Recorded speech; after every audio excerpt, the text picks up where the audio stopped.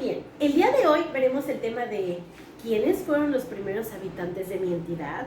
¿Alguna vez te has puesto a pensar cómo es que empezó a vivir gente aquí, en nuestro estado?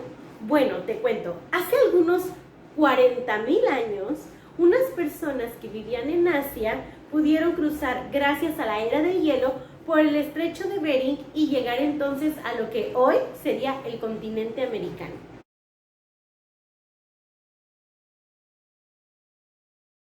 Estas personas se asentaron en diferentes partes del continente y las personas que se asentaron cerca de donde nosotros vivimos se les conoce como mayas, la civilización maya. Y así esta civilización estuvo en varias partes de lo que sería Latinoamérica y México. Estas son Honduras, El Salvador, Guatemala, Belice, y en México, o sea, en nuestro país, ocupó algunos estados como Quintana Roo, Yucatán, Campeche, Tabasco y Chiapas. En total, la superficie que ocuparon fueron de 325,000 kilómetros cuadrados. Es muchísimo espacio. Entonces, si ocuparon tanto espacio, utilizaban diferentes formas para habitar los lugares, dependiendo el clima, dependiendo el suelo y el tipo de vegetación que había en cada lugar. Por lo tanto, para poder estudiarlo mejor, este espacio se dividió en tres partes, que son la región sur, que es el periodo formativo, la región centro, que es el periodo clásico, y la región norte, donde se estudia el periodo posclásico. Pero te voy a explicar uno por uno. Acompáñame a verlo. Como te decía, esta área se dividió en tres partes: sur, centro y norte. Si nos damos cuenta, las zonas centro y sur ocuparon el mismo espacio, pero en diferente tiempo. Por eso lo pinté de dos colores diferentes. Los únicos países que fueron distintos es el centro tuvo a Belice y a Honduras, y el sur tuvo a El Salvador. Y comenzaremos con la región sur.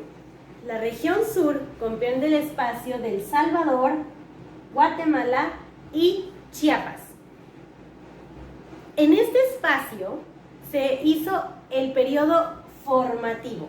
El periodo formativo comprende el tiempo de 1500 años antes de Cristo hasta 200 años después de Cristo. En todo este espacio tuvieron la suerte de que el suelo y el clima eran favorables para poder cosechar. Para construir utilizaron los materiales que había en ese lugar, que eran la obsidiana, la piedra volcánica y la pirita de hierro.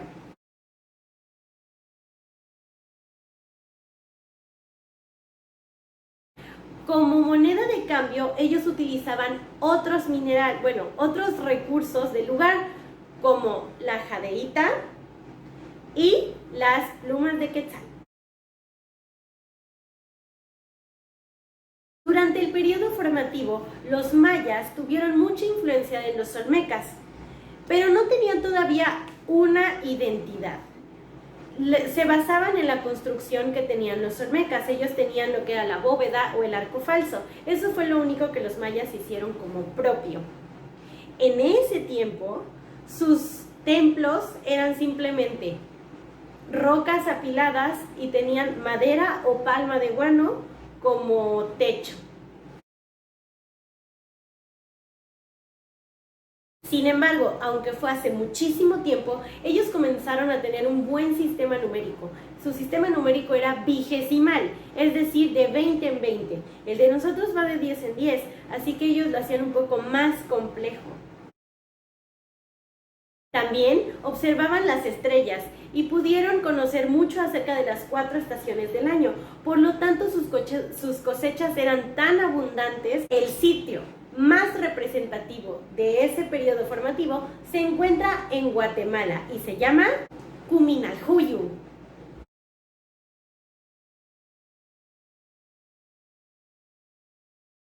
Ahora hablaremos del periodo clásico. Se extendió en la región sur, que la región sur comprende el espacio de Honduras, un poco de Guatemala, Belice, Chiapas, Tabasco y un poquito de Quintana Roo y de Campeche. En este lugar se asentaron los mayas en el periodo clásico. El periodo clásico está entre los 250 a los 900 años después de Cristo. Y este periodo, el periodo clásico, fue donde tuvo su mayor auge y esplendor. Ahora hablaremos del periodo clásico. Se extendió en la región sur, que la región sur comprende el espacio de Honduras, un poco de Guatemala. En el lugar donde ellos habitaban había ríos que ellos utilizaban para comercializar. Ellos usaban estos ríos para ir y vender a otras civilizaciones y volver de nuevo a sus casas. Algunos ríos eran como el río Usumacinta, el Grijalva y el río Hondo, que tú conoces muy bien.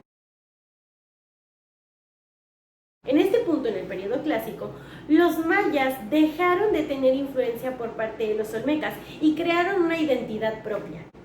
Ellos se concentraban más en el estudio de la astrología, de las matemáticas y hasta de los jeroglíficos. Ellos comenzaron a hacer escritos y estaban fascinados con el tiempo. Por eso sus estructuras de pirámides siempre tienen tiempos grabados en el centro y aparte están viendo hacia lugares específicos o estrellas específicas, porque era lo que a ellos les gustaba. En este periodo ellos lograron hacer grandes edificios y se destaca por la belleza y elegancia a los detalles que le ponían. Ellos hacían grandes templos, muy grandes como Chichén Itzá, por ejemplo. Y aunque tú pudieras ver que la ciudad era muy grande, ellos no vivían ahí. Solamente los sacerdotes y los gobernantes podían vivir dentro de esos templos, porque como no tienen ventanas y son muy húmedos, era peligroso que muchas personas estuvieran allí. Las demás personas hacían como viviendas a los alrededores de esos templos y simplemente cuando iba a haber una ceremonia o cuando iba a haber algo cívico, ellos se reunían en los templos.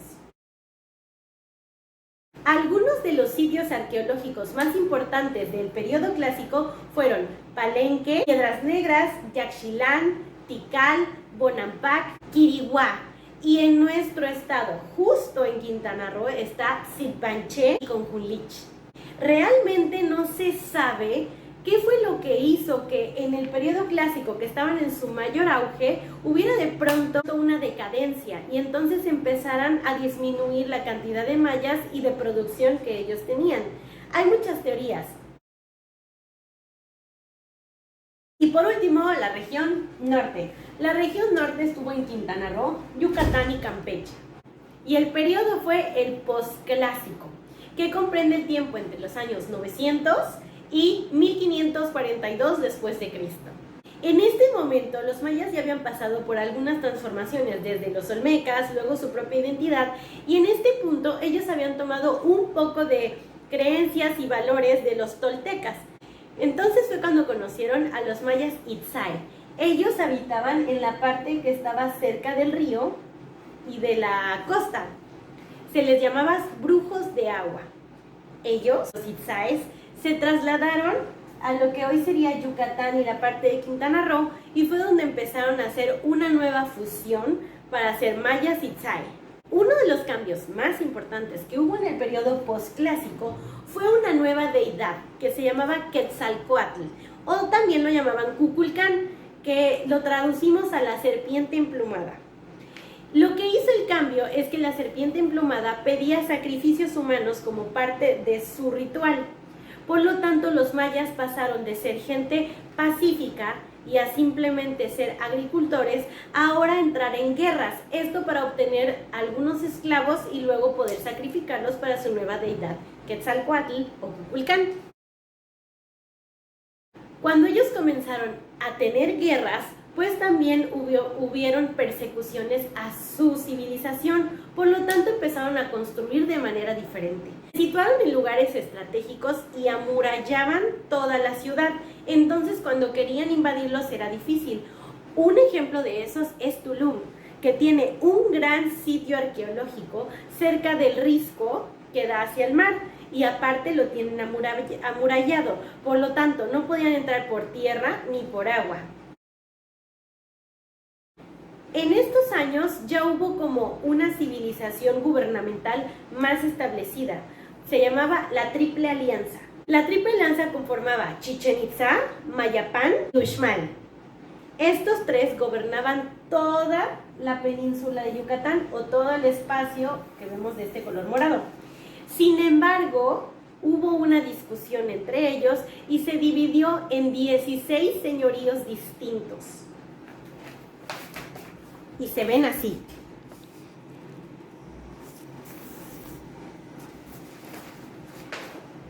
Entonces, cuando los españoles llegaron a nuestras costas para saber cómo era la civilización maya, ya encontraron dividido en 16 señoríos. Ahora ya sabes mucho más acerca de los primeros habitantes de Quintana Roo. Espero que hayas comprendido, que te haya encantado. Recuerda darle like, suscríbete si eres nuevo y ponme en los comentarios qué periodo te gustó más. ¡Nos vemos!